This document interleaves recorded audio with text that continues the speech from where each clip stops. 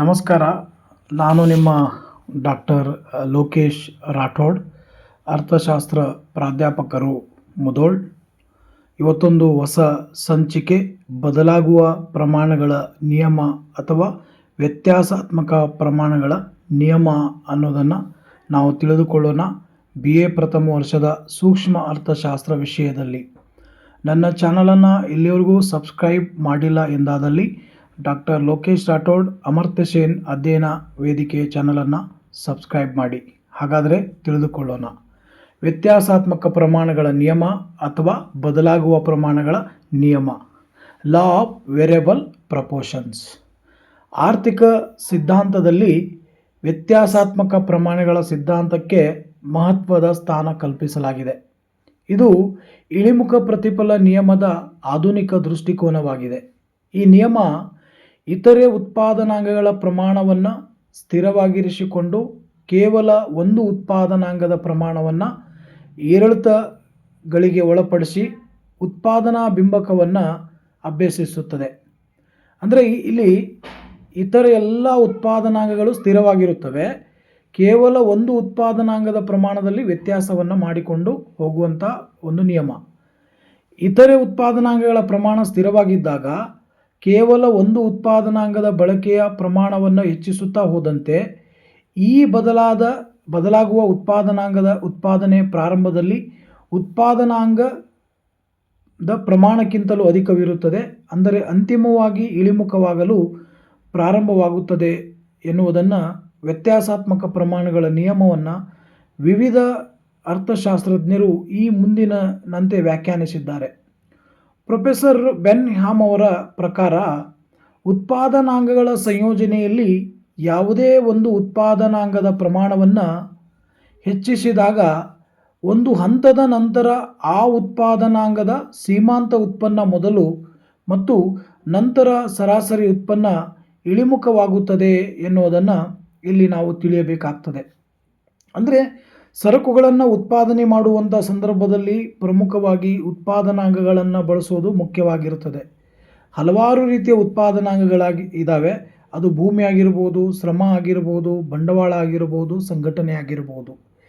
ಈ ಉತ್ಪಾದನಾಂಗಗಳಲ್ಲಿ ಎಲ್ಲ ಉತ್ಪಾದನಾಂಗಗಳನ್ನು ಸ್ಥಿರವಾಗಿರಿಸಿಕೊಂಡು ಕೇವಲ ಒಂದು ಉತ್ಪಾದನಾಂಗದ ಬಳಕೆಯ ಪ್ರಮಾಣವನ್ನು ಹೆಚ್ಚಿಸುತ್ತಾ ಹೋದಾಗ ಈ ಬದಲಾಗುವ ಉತ್ಪಾದನಾಂಗದ ಉತ್ಪಾದನೆ ಪ್ರಾರಂಭದಲ್ಲಿ ಏನಾಗಿರುತ್ತಂದರೆ ಏರಿಕೆಯಾಗಿ ನಂತರ ಇಳಿಮುಖವಾಗುತ್ತದೆ.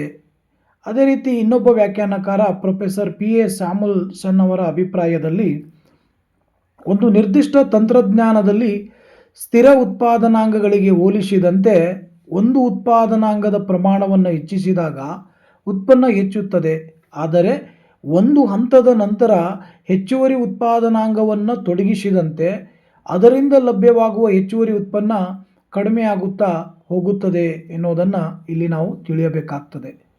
ಈ ವ್ಯಾಖ್ಯಾನಗಳ ಆಧಾರದಲ್ಲಿ ವ್ಯತ್ಯಾಸಾತ್ಮಕ ಪ್ರಮಾಣಗಳ ನಿಯಮವನ್ನು ಈ ಮುಂದಿನಂತೆ ವಿವರಿಸಬಹುದು. ಉಳಿದೆಲ್ಲ ಉತ್ಪಾದನಾಂಗಗಳನ್ನು ಸ್ಥಿರವಾಗಿಟ್ಟು ಒಂದು ನಿರ್ದಿಷ್ಟ ಉತ್ಪಾದನಾಂಗದ ಪ್ರಮಾಣವನ್ನು ಹೆಚ್ಚಿಸುತ್ತಾ ಹೋದರೆ ಒಟ್ಟು ಉತ್ಪಾದನೆ ಪ್ರಾರಂಭದಲ್ಲಿ ಒಂದು ಹಂತದವರೆಗೆ ಏರಿಕೆ ಪ್ರಮಾಣದಲ್ಲೂ ನಂತರ ಇಳಿಕೆ ಪ್ರಮಾಣದಲ್ಲಿ ಹೆಚ್ಚುತ್ತಾ ಹೋಗುತ್ತದೆ.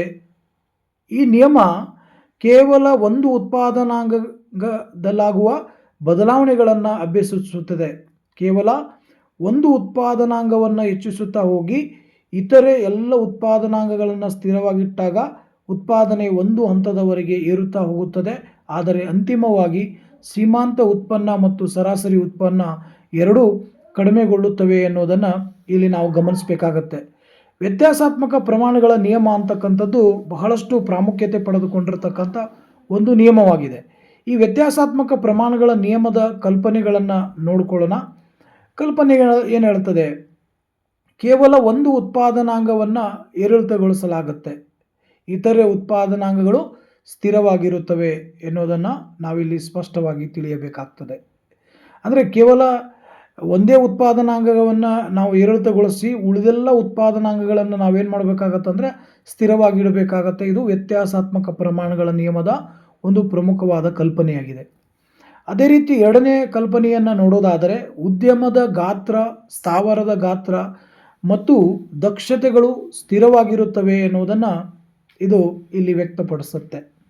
ಆದ್ದರಿಂದ ಈ ವ್ಯತ್ಯಾಸಾತ್ಮಕ ಪ್ರಮಾಣಗಳ ನಿಯಮ ಅಂತಕ್ಕಂಥದ್ದು ತನ್ನದೇ ಆದ ಕಲ್ಪನೆಗಳನ್ನು ಒಳಗೊಂಡಿದೆ. ಅದೇ ರೀತಿಯಾಗಿ ಮುಂದಿನ ಕಲ್ಪನೆಯನ್ನು ನೋಡೋಣ. ಉತ್ಪಾದನಾ ತಂತ್ರ ಬದಲಾಗುವುದಿಲ್ಲ.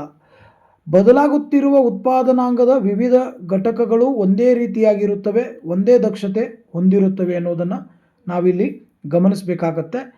ವ್ಯತ್ಯಾಸಾತ್ಮಕ ಪ್ರಮಾಣಗಳ ನಿಯಮವನ್ನು ಒಂದು ಪಟ್ಟಿಯ ಸಹಾಯದಿಂದ ಈ ಕೆಳಗಿನಂತೆ ನಾವು ವಿವರಿಸಬಹುದಾಗಿದೆ. ವ್ಯತ್ಯಾಸಾತ್ಮಕ ಪ್ರಮಾಣಗಳ ನಿಯಮ: ಬದಲಾಗುವ ಉತ್ಪಾದನಾಂಗದ ಪ್ರಮಾಣ, ಒಟ್ಟು ಉತ್ಪನ್ನ, ಸೀಮಾಂತ ಉತ್ಪನ್ನ, ಸರಾಸರಿ ಉತ್ಪನ್ನ ಹಂತಗಳನ್ನು ಕೊಡಲಾಗಿದೆ. ಬದಲಾಗುವ ಉತ್ಪಾದನಾಂಗಗಳ ಪ್ರಮಾಣ 1 ಇದ್ದಾಗ ಒಟ್ಟು ಉತ್ಪನ್ನ 10, ಸೀಮಾಂತ ಉತ್ಪನ್ನ 10, ಸರಾಸರಿ ಉತ್ಪನ್ನವು ಕೂಡ 10ರಷ್ಟಾಗಿರುತ್ತೆ. ಬದಲಾಗುವ ಉತ್ಪಾದನಾಂಗ ಪ್ರಮಾಣದಲ್ಲಿ ವ್ಯತ್ಯಾಸವಾಗುತ್ತಾ ಹೋದಂತೆ ಒಟ್ಟು ಉತ್ಪಾದನೆ ಮೊದಲಿಗೆ 10 ಇರುತ್ತೆ, ನಂತರ 30, ನಂತರ 60.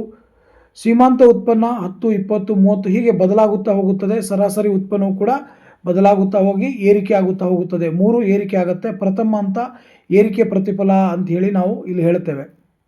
ಅದೇ ರೀತಿ ಬದಲಾಗುವ ಪ್ರಮಾಣಗಳಲ್ಲಿ ವ್ಯತ್ಯಾಸವಾಗುತ್ತಾ ಹೋದಾಗ ಒಟ್ಟು ಉತ್ಪನ್ನ ಏರುತ್ತಾ ಹೋಗಿ 7ನೇ ಘಟಕದಲ್ಲಿ ಒಟ್ಟು ಉತ್ಪನ್ನ ಗರಿಷ್ಠವಾದಾಗ ಸೀಮಾಂತ ಉತ್ಪನ್ನ ಏನಾಗಿರುತ್ತೆ ಅಂದರೆ ಶೂನ್ಯವಾಗಿರುತ್ತೆ, ಸರಾಸರಿ ಉತ್ಪನ್ನ ಇಳಿಮುಖವಾಗಿರುತ್ತೆ. ದ್ವಿತೀಯ ಹಂತ ಇಳಿಕೆಯ ಪ್ರತಿಫಲ ಅಂಥೇಳಿ ನಾವು ಕರೀಬಹುದು.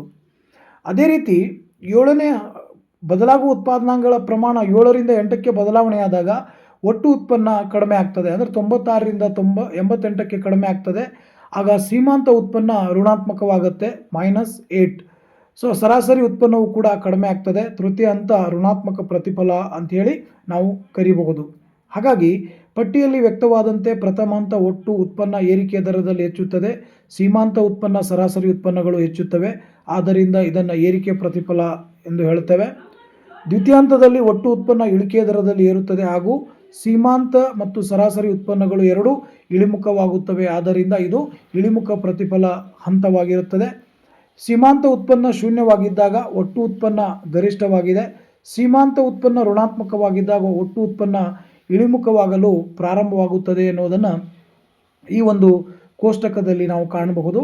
ಹಾಗಾಗಿ ವ್ಯತ್ಯಾಸಾತ್ಮಕ ಪ್ರಮಾಣಗಳ ನಿಯಮ ಅಂತಕ್ಕಂಥದ್ದು ಬಹಳಷ್ಟು ಪ್ರಾಮುಖ್ಯತೆಯನ್ನು ಪಡೆದುಕೊಂಡಿರತಕ್ಕಂಥ ಒಂದು ಪರಿಕಲ್ಪನೆಯಾಗಿದೆ. ಇದು 3 ಹಂತಗಳನ್ನು ಒಳಗೊಂಡಿರುತ್ತದೆ ಅನ್ನೋದನ್ನು ಇಲ್ಲಿ ನಾವು ಸ್ಪಷ್ಟವಾಗಿ ತಿಳಿದುಕೊಂಡಿದ್ದೇವೆ. ಮೊದಲನೇ ಹಂತ ಏರಿಕೆಯ ಪ್ರತಿಫಲ ಅಂತ ಹೇಳಿ ಕರಿತೇವೆ.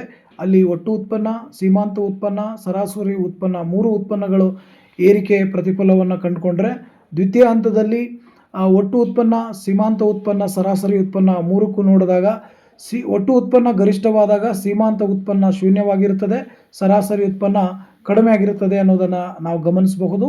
ಅದೇ ರೀತಿಯಾಗಿ 3ನೇ ಹಂತ ಋಣಾತ್ಮಕ ಪ್ರತಿಫಲ ಅಂತ ಹೇಳಿ ಕರಿಬಹುದು.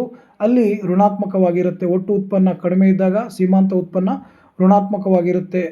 ಅದೇ ರೀತಿ ಇದನ್ನು ಒಂದು ರೇಖಾಚಿತ್ರದ ಸಹಾಯದಿಂದ ನೋಡಿದಾಗ OX ಅಕ್ಷದಲ್ಲಿ ಬದಲಾಗುವ ಉತ್ಪಾದನಾಂಗಗಳ ಪ್ರಮಾಣವನ್ನು, OY ಅಕ್ಷದಲ್ಲಿ ಉತ್ಪನ್ನವನ್ನು ಸೂಚಿಸಲಾಗಿದೆ.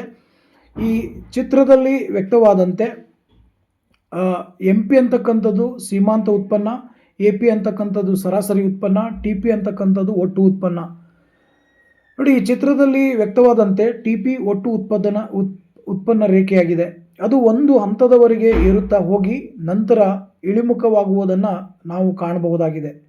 ಸೀಮಾಂತ ಉತ್ಪನ್ನ ರೇಖೆ MP ಹಾಗೂ ಸರಾಸರಿ ಉತ್ಪನ್ನ ರೇಖೆ APಗಳು ಸಹ ಕೆಲ ಕಾಲ ಏರುಮುಖವಾಗಿ ನಂತರ ಇಳಿಮುಖವಾಗಿ ಚಲಿಸುವುದನ್ನು ನಾವು ಕಾಣಬಹುದು.